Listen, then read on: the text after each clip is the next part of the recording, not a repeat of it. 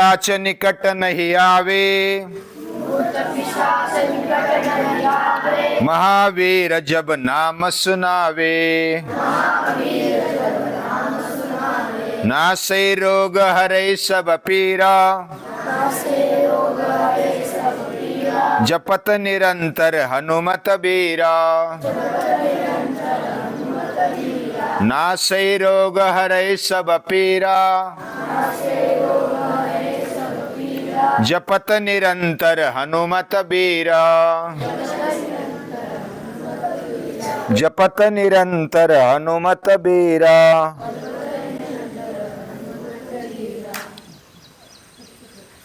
भूत पिशाच निकट नहीं आवे, महावीर जब नाम सुनावे। भूत पिशाच निकट नहीं आते, या तो समझो आते भी है तो वो हमें सहायभूत होते हैं। जैसे एक कहानी हमने सुनी थी संत तुलसीदास की, वो श्री राम के पूजा में, उपासना में, साधना में लगे रहे, और जिधर वे उपासना साधना करते थे, लगातार 10-10, 12-12 साल तक वो है ना एक पत्थर को, गोल पत्थर को पानी देते थे हर रोज। तो वो पानी एक पिशाच पीने के लिए आता था, और उसको इतना निरंतर पानी मिलता रहा, आसपास कोई पानी नहीं था तो उसको पानी मिल जाता था। तो वो पानी मिलने के कारण वो प्रसन्न हो गया, पिशाच प्रसन्न हो गया संत तुलसीदास पर, ऐसी कहानी है। और वो प्रकट हो गया सामने, हे संत महंत, आप जो मांगो मैं देने के लिए तैयार हूं, मैं प्रसन्न हूं। भूत पिशाच भी प्रसन्न हो जाते हैं। संत तुलसीदास बोले, मुझे तो कुछ नहीं चाहिए, मुझे जो चाहिए क्या आप देंगे? भूत पिशाच के पास भी क्या मांगा संत तुलसीदास ने? वो मांगते मुझे श्री राम का दर्शन करवाओ, बस, बाकी कुछ नहीं चाहिए। पिशाच बोला कि मैं बाकी जो भी मांगता तो दे देता, लेकिन श्री राम का दर्शन मैं नहीं करवा सकता। ये तो बहुत कठिन बात मांगी है, मेरे लिए ये अशक्य है।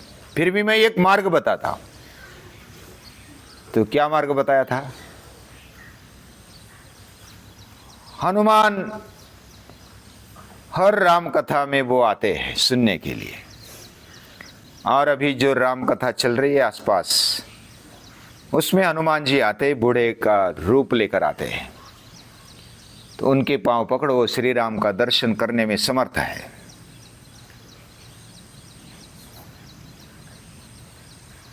तो बात की कहानी हमने देखी है। फिर भी ये बात ध्यान रखनी चाहिए कि हम राम, श्री राम और हनुमान जी का अगर स्मरण करते हैं तो भूत पिशाच से निकट नहीं आवे, महावीर जब नाम सुनावे।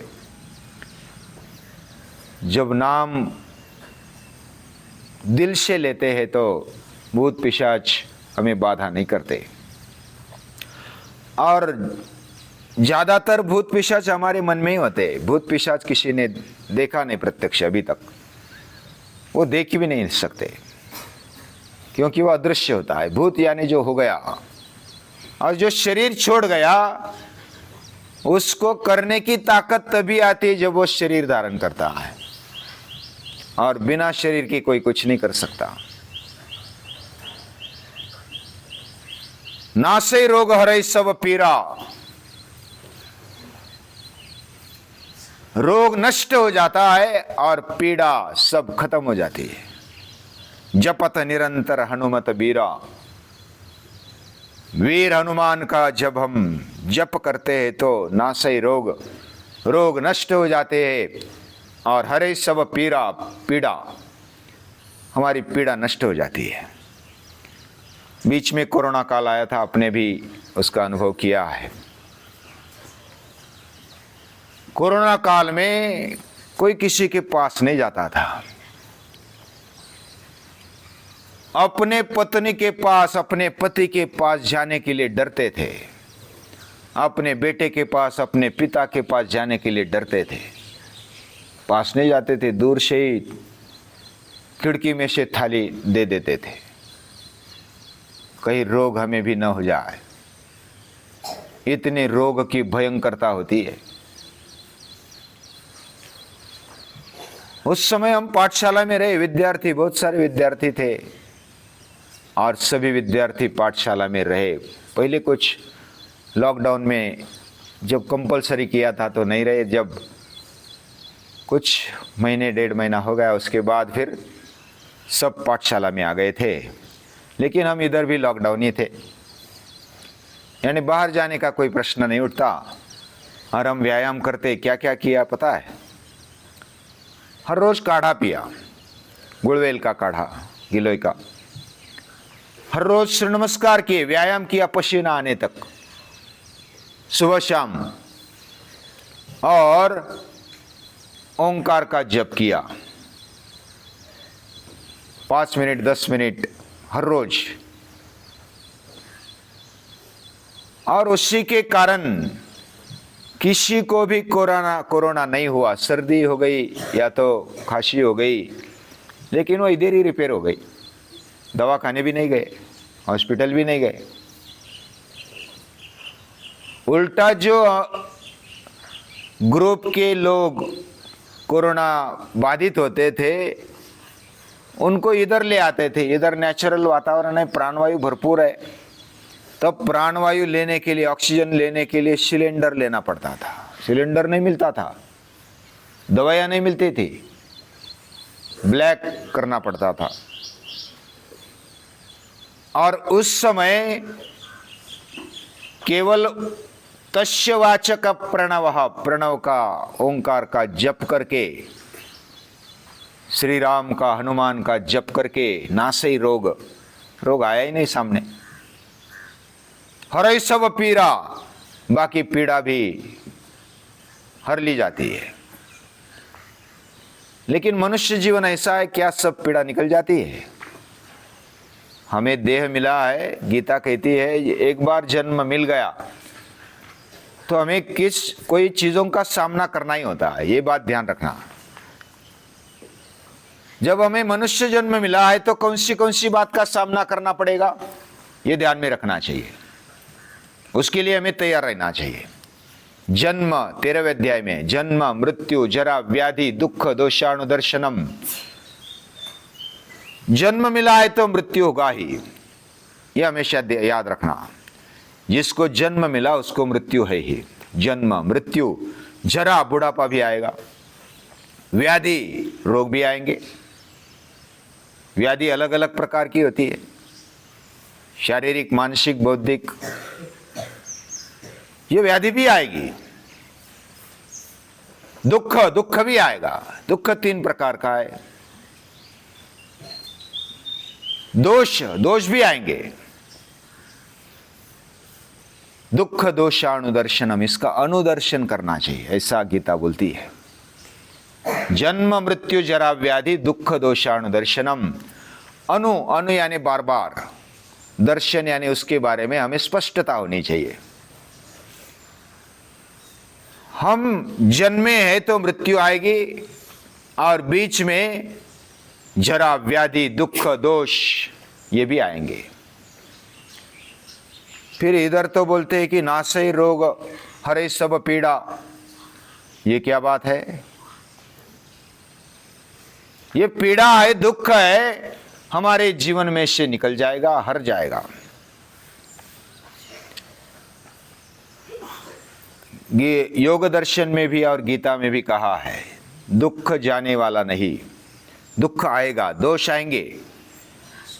जो जीवन जीना है तो ये बात आएगी, और ये सापेक्ष है। सापेक्ष मतलब अगर हम किसी को सुख मानते हैं तो किसी को दुख मानना पड़ेगा।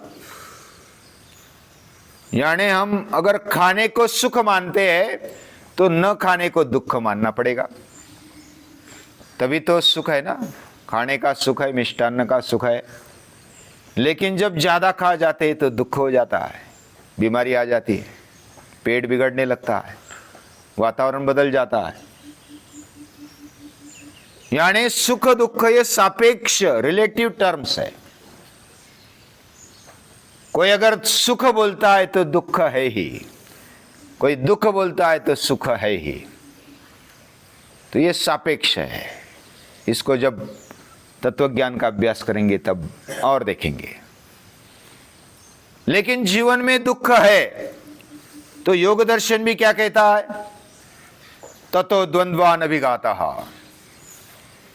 ये जो द्वंद्व आते हैं ना, सुख आता है, दुख आता है, कभी धूप आती है, कभी ठंडी पड़ती है, कभी बारिश होती है, कभी अलग अलग वातावरण तैयार होता है, उसमें हमारा शरीर बना रहता है, उस संकट को, उस बदलाव को झेलने के लिए तैयार हो जाता है। थंडी पाऊस वादळ वारे सारे दुबळ्यांसाठी। जो ठंडी है, बारिश है, धूप है, ये सब दुर्बलों के लिए है। जो सबल बने रहता है वो टक्कर देता है, वह दुख सहन करने की ताकत रखता है। और जो हनुमान का स्मरण करता, क्या हनुमान के जीवन में दुख नहीं आए? जो सच्चा प्लेयर होता है, क्या उसके जीवन में कठिनाइयां नहीं आती? आती है। एक बार समंदर के किनारे हम गए थे और बड़ी बड़ी लहरें आने लगी।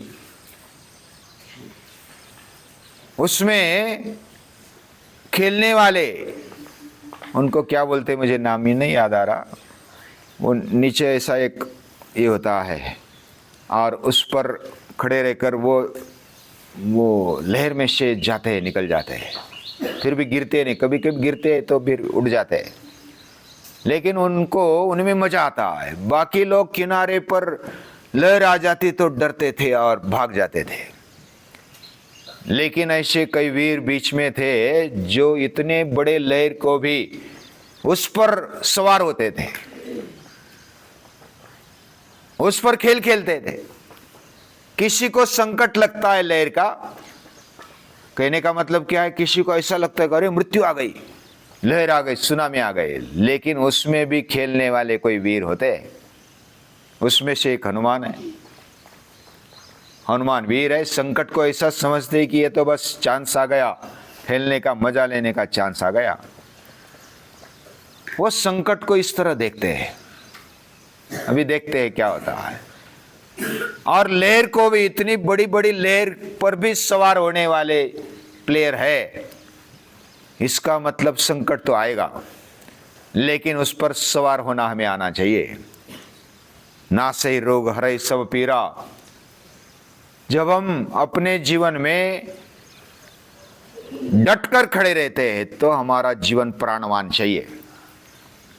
योग शास्त्र कहता है, उसमें 8 अंग है योग शास्त्र में, वो भी हम डिटेल में कभी देखेंगे। यम, नियम, आसन, प्राणायाम, प्रत्याहार, धारणा, ध्यान और समाधि। ये 8 अंग हमारे जीवन में जब लाते हैं तो हम दुख सहन करने की ताकत रखते हैं। दुख केवल शारीरिक ही नहीं, वो आधि दैविक, आधि भौतिक और आध्यात्मिक, ऐसे 3 प्रकार के दुख होते हैं। 3 बार शांति शांति बोलते हैं ना, ओम शांति शांति शांति। 3 बार शांति होने का मतलब हमारे जीवन में आधि भौतिक, आधि दैविक और आध्यात्मिक शांति आ जाए। वह दुख को सहन करने की ताकत आ जाए। और दुख जो मानता है उसके लिए दुख है। जो खिलाड़े हुए आह्वान स्वीकारता है, दुख को ऐसा समझता है कि ये तो चैलेंज आ गया, बस मजा आ जाएगा।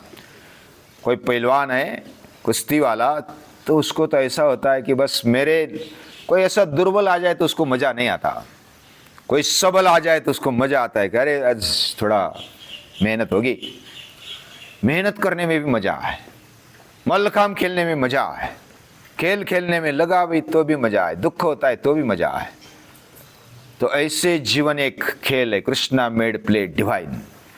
कृष्णा ने इस जीवन को एक दैवी खेल बना दिया है। वैसा मानना ये बहुत बड़ी ऐसी सोच है। तो ये बात यानी हमारा शरीर प्राणवान होना चाहिए। योग शास्त्र कहता है प्राणायाम करना चाहिए। प्राण का स्थिरीकरण, प्राणों का स्थिरीकरण होना चाहिए। पंच प्राण है।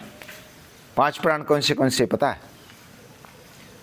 प्राण, अपान, व्यान, उदान और समान। तो ये पंच प्राण है। पंच प्राण कहाँ काम करते हैं?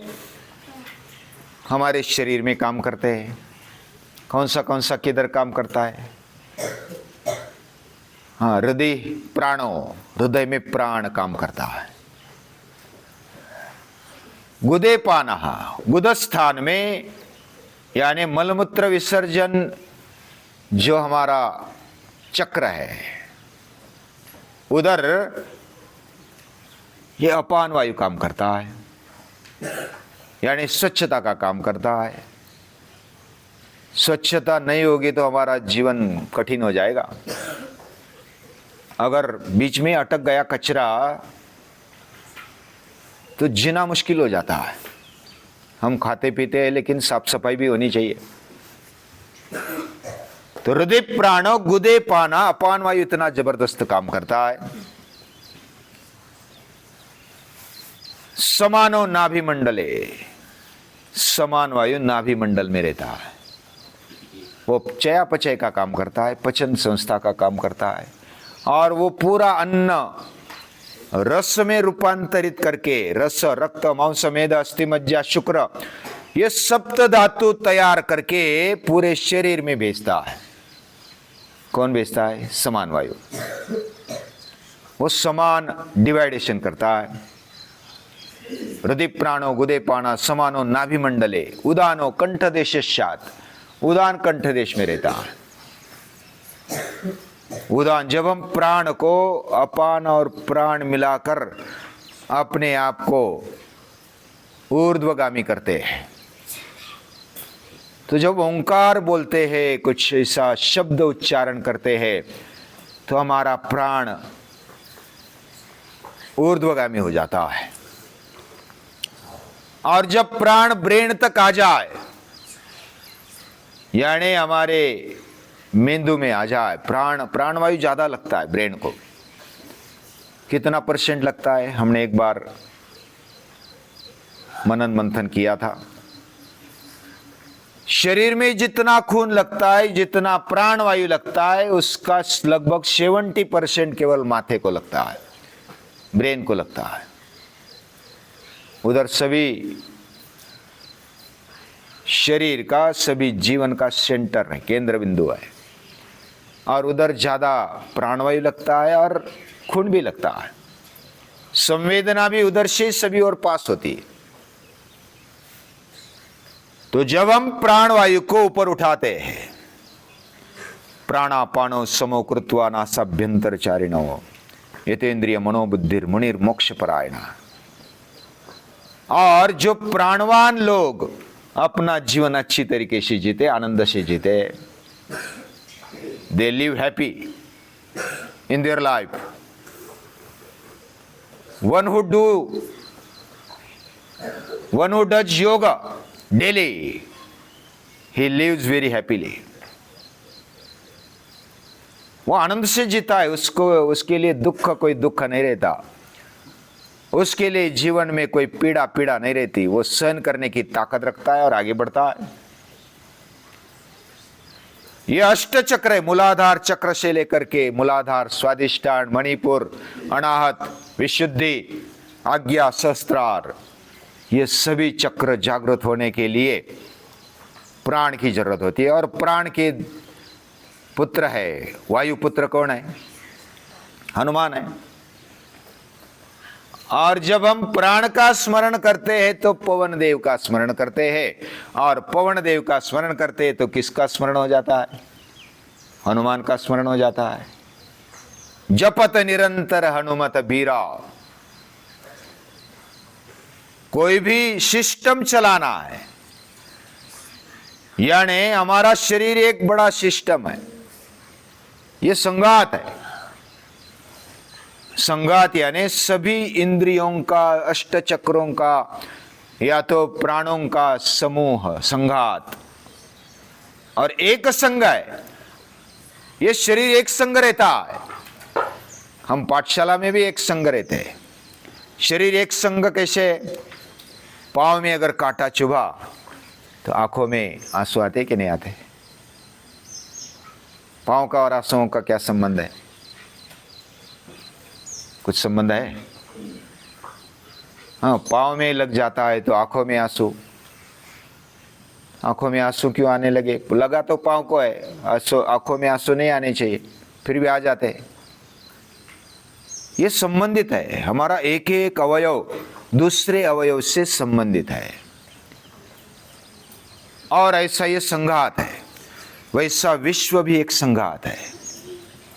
उसमें प्राण ये सभी और अच्छी तरह से जिधर भी जाता है उधर जिंदगी होती है, उधर जीवन होता है। जिधर प्राण है उधर जीवन है, जिधर प्राण नहीं है उधर जीवन नहीं है, और जिधर प्राण है उधर रोग नहीं है, उधर पीड़ा नहीं है, उधर आनंद है, उधर सुख है।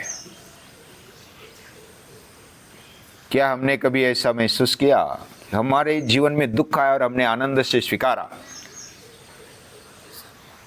इधर तो प्रैक्टिस आप सभी करते हैं, दुखता है तो भी खेलते हैं, सूर्य नमस्कार करते हैं, मल्लखांब खेलते हैं। ये आनंद से दुख को उठाना। स्वाध्याय परिवार में आराम से रहने वाले, एसी में रहने वाले भी भक्ति पेरी में चले जाते हैं। खुद का सामान बोझा उठाकर पीठ पर गांव-गांव में जाते। रहने की सुविधा नहीं होती, खाने पीने की सुविधा नहीं होती, हाथ से बनाते हैं, लकड़ी पर बनाते हैं, और अपना जीवन जानबूझकर दुख में उसको डालते हैं। यह दुख उठाने का अभ्यास है, और ये दुख उठाने का अभ्यास हनुमान हमें देता है। हनुमान कभी रोता हुआ बैठा है, माथे पर हाथ लगाकर अभी क्या करे, ऐसा हनुमान को देखा? मैंने तो नहीं देखा। वो तो सदैव तत्पर है, होशियार है, बुद्धिमान है, शक्तिशाली है। ऐसा जीवन जीने वाले हनुमान को श्री राम को याद करते हैं। कुछ पूछ रहा है अखिलम, क्या क्या? हाँ, व्यानस सर्व शरीर कहा, वो थोड़ा श्लोक अधूरा रह गया। और अब क्या पूछ रही है? हाँ, व्यान शब्द, व्यान एक जो प्राण है, प्राण हृदय प्राणो गुदे पाणा समानो नाभिमंडले उदानो कंठ देशात। व्यान सर्व शरीर का, हर एक कोशिका में व्यान रहता है, और वो यानी हर सेल वह प्राण से भरा हुआ है। वो एक स्वतंत्र आइडेंटिटी है, और उधर भी प्राण है, उधर भी ऑक्सीजन है, और उसको प्राणवायु जो मिल रहा है, उधर प्राण काम कर रहा है, उधर हनुमान काम कर रहे हैं। जिधर पवन काम कर रहा है उधर हनुमान है, और हनुमान का जप करना, उसका स्मरण करना, तज्जपस्तदर्थ भावनम, ऐसा उसका स्मरण करते हुए उसको बारंबार नमस्कार है, प्रणाम।